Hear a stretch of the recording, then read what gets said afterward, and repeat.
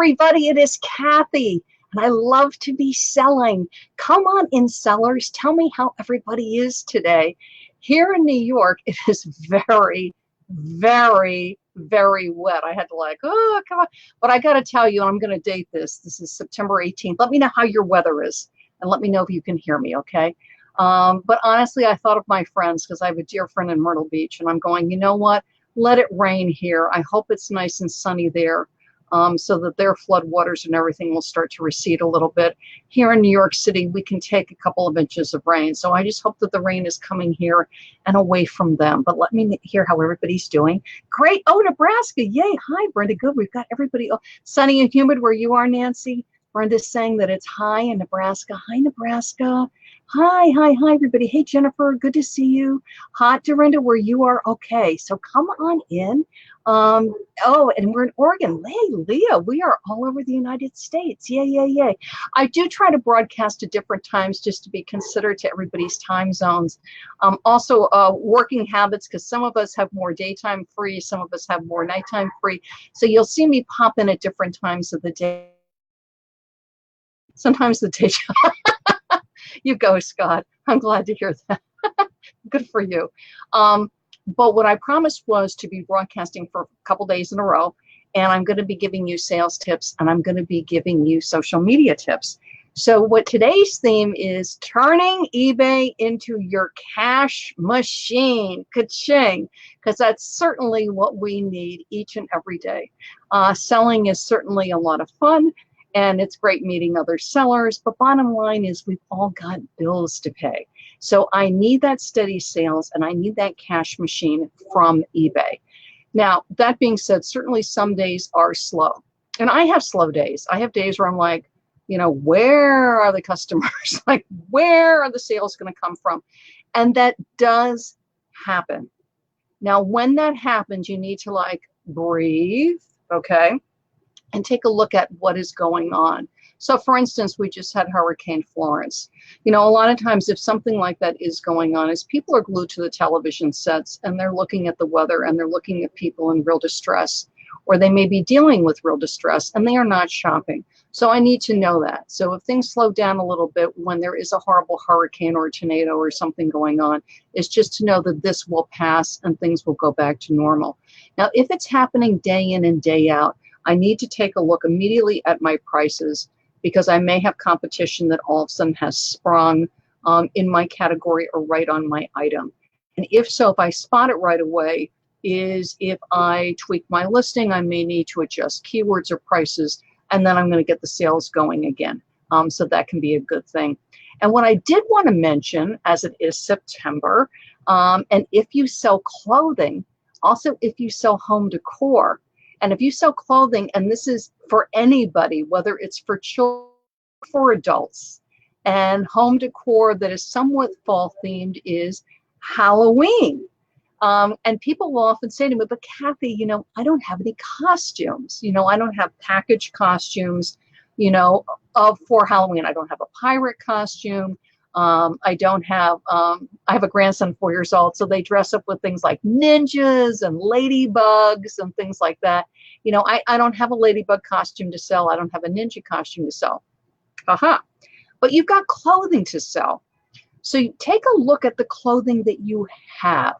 And this is what I call thinking outside the box. And what that means is when you look at the item, and I'm going to pick one, you might have seen me in this before. So this is my big, wonderful spring hat, okay? So you look at the big, wonderful spring hat and you go, it's a big hat, okay? But for Halloween, now what could this be, right? I could be a city. I could be something, you know, you think of it, which is, but I keep thinking Southern just because it's a big, big, big hat.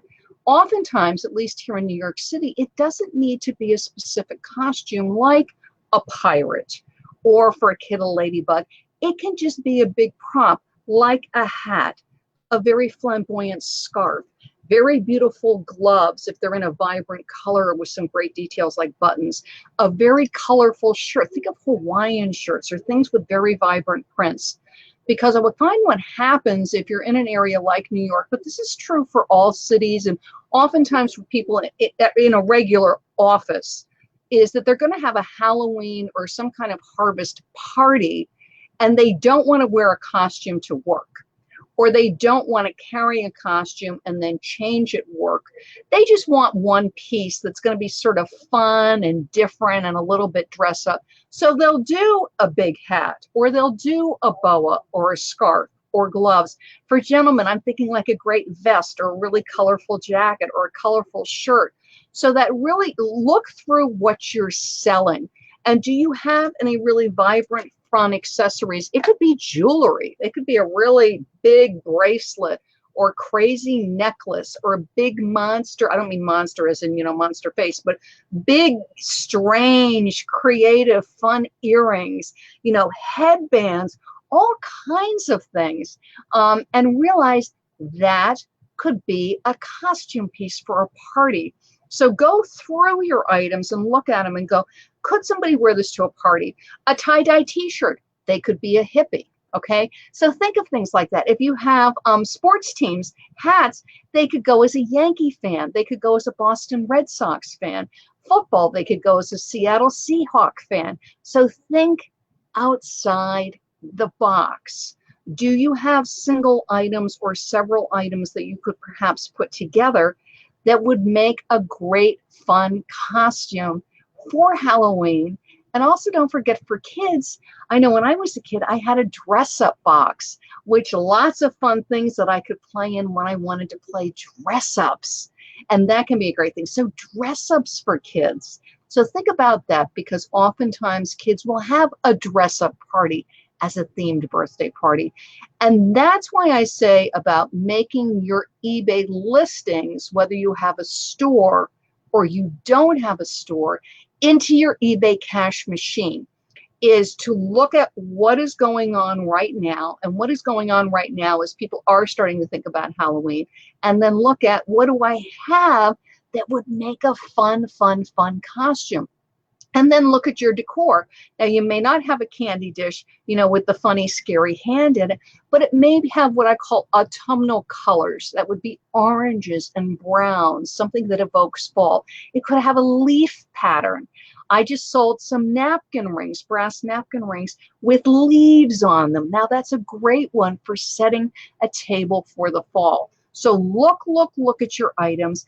Also, when you're outsourcing, right? Do you have any really colorful sneakers or socks or a garter? Again, back to bracelets and scarves. And think about fun accessories for people for holiday parties that people have around Halloween.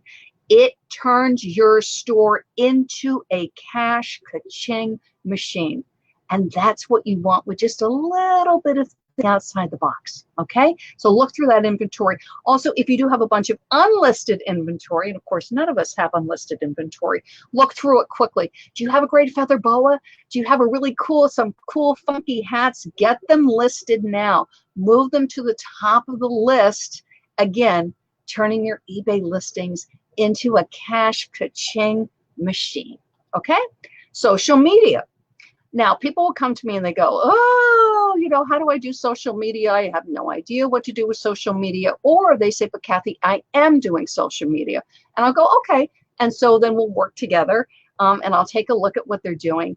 And what they're doing, and many of us make this error, is we are putting up product. So I'm putting up my hat and my scarf and my dress and my tools and my home decor and my pet products. And all I do is just product. And what that is called in the social media world, in case you've never run across this term, is spam. Because what you're doing is selling. And imagine going into a store. You may actually run into this in stores, but imagine going into a store and the clerk follows you and says, buy this pen, buy this pen, buy this pen, buy this pen, buy this lip gloss, buy this pen, buy these scissors, whoops, buy these scissors, buy this pen, buy this lip gloss. And all they do is follow you around, buy this, buy this, buy this. And that's all they keep doing. That is what you were doing on social media. And people don't like that. Your mom may follow you, maybe your closest friend, but everybody else is going to go, I don't want. So you go, well, how do I do social media in a way that is going to encourage people to follow me, like me, and look at my products? Because I am a seller. That's what I'm doing. I am selling product, right? It's not just a social funsy page. It's a selling page. It's a retail page.